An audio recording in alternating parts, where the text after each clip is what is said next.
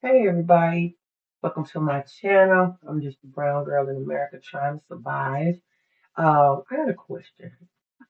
Why does the black community vote over 90% for the Democratic Party? Do we have Stockholm Syndrome? Let's find out.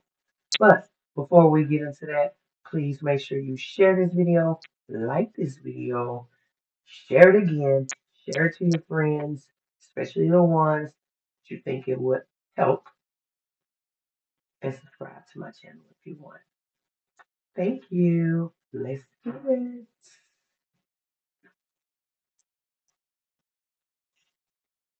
When you think about racial equality and civil rights, which political party comes to mind? The Republicans or the Democrats? Most people would probably say the Democrats, but this answer is incorrect. Since its founding in 1829, the Democratic Party has fought against every major civil rights initiative and has a long history of discrimination.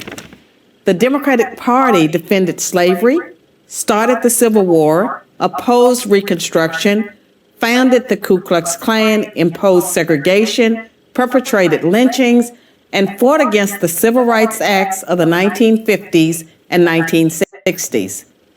In contrast, the Republican Party was founded in 1854 as an anti-slavery party. Its mission was to stop the spread of slavery into the new Western territories with the aim of abolishing it entirely. This effort, however, was dealt a major blow by the Supreme Court in the 1857 case Dred Scott versus Sandford. The court ruled that slaves aren't citizens, they're property. The 7 justices who voted in favor of slavery, all Democrats. The 2 justices who dissented, both Republicans. The slavery question was, of course, ultimately resolved by a bloody civil war. The commander-in-chief during that war was the first Republican president, Abraham Lincoln, the man who freed the slaves. 6 days after the Confederate Army surrendered, John Wilkes Booth, a Democrat, assassinated President Lincoln. Lincoln's vice president, a Democrat named Andrew Johnson, assumed the presidency. But Johnson adamantly opposed Lincoln's plan to integrate the newly freed slaves into the South's economic and social order.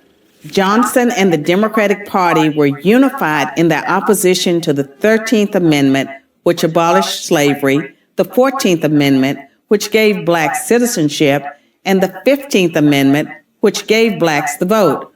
All 3 passed only because of universal Republican support. During the era of Reconstruction, federal troops stationed in the South helped secure rights for the newly freed slaves. Hundreds of black men were elected to Southern state legislatures as Republicans, and 22 black Republicans served in the U.S. Congress by 1900. The Democrats did not elect a black man to Congress until 1935. But after Reconstruction ended, when the federal troops went home, Democrats roared back into power in the South. They quickly reestablished white supremacy across the region with measures like black codes, laws that restricted the ability of blacks to own property and run businesses, and they imposed poll taxes and literacy tests used to subvert black citizens' right to vote. And how is all of this enforced? By terror, much of it instigated by the Ku Klux Klan, founded by a Democrat, Nathan Bedford Forrest.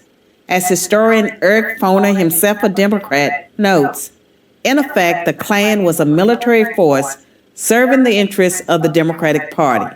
President Woodrow Wilson, a Democrat, shared many views with the Klan. He resegregated many federal agencies and even screened the first movie ever played at the White House, the racist film, The Birth of a Nation, originally entitled The Klansman. A few decades later, the only serious congressional opposition to the landmark Civil Rights Act of 1964 came from Democrats. 80% of Republicans in Congress supported the bill, less than 70% of Democrats did. Democratic senators filibustered the bill for 75 days until Republicans mustered the few extra votes needed to break the logjam. And when all of their efforts to enslave blacks, keep them enslaved, and then keep them from voting had failed, the Democrats came up with a new strategy. If black people are going to vote, they might as well vote for Democrats, as President Lyndon Johnson was purported to have said about the Civil Rights Act. I'll have them voting Democrat for 200 years. So now, So I'm gonna pause there right there because I want to revert back to my original question. Why does the black community vote 90% Democrat? And also, do we have Stockholm syndrome when it comes to our voting habits and voting for the Democratic Party? Then I want to touch on this thing about terror because it would seem to me that they're using these same tactics till this day and they still work. No policy that they have uh, enriches anybody's life, but the only way they win is their big terror and they scream racism, bigot, um, homophobe, whatever they could think of. They'll call you Nazi. They call like just the name calling in itself is terror. I've heard them even say, I've seen black men get on camera and cry, fake outrage about what they're afraid of. That's a whole nother video and a whole nother story to talk about that, but let's get in it. now the Democratic Party prospers on the votes of the very people it has spent much of its history oppressing. Democrats falsely claim that the Republican Party is the villain, when in reality, it's the failed policies of the Democratic Party that have kept blacks down. Massive government welfare has decimated the black family. Opposition to school choice has kept them trapped in failing schools. Politically correct policing has left black neighborhoods defenseless against violent crime. So when you think about racial equality and civil rights, which political party should come to mind? I'm Carol Swain, professor of political science and law at Vanderbilt University for Prager University. Shout out to Carol Swan. So, yeah, what you guys think? How does that make you feel? So, is this 90% or over 90% rate that we vote, is this strategic? A lot of us vote, and I know for me that I have, and a lot of people around me and my friends we grew up with, you just vote. You vote what your grandmama told you, their grandmama, their mama, my mom did. And you just vote. Not even really interested in exactly what they're doing because you're getting your information from the mainstream media news. And I'm gonna do a video about how the mainstream media news works because it is ridiculous and a lot of things that we hear, see, and go through or are blown up is because of the media. And then you're gonna find why in that video.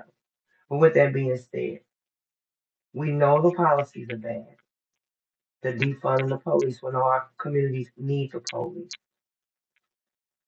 We know that the welfare system is not a good thing. You know, it's presented as a step up or we need help, but people get caught up in that cycle. It becomes generational, and then it encourages some not to pretty much do anything because the government will take care of it. If you've seen in that video, that was implemented for a reason, i.e., how we started losing our families with the black father being removed from the house. In turn, the women just married the government, married a chick, you know? So it's baffling to me. But I'd like to know what you guys think. You let me know down in the comments. Um, I would like to thank you all for if you watched this video to the end. I appreciate you. Thank you. Don't forget to share this video. This is very good information. When you voting season coming up, I just want our people, and actually not just my people, people as a whole, to be more informed in their voting, be free thinkers, critical thinkers. Don't fall for the scare tactics. Okay? Don't do it. So, that being said, see you next time.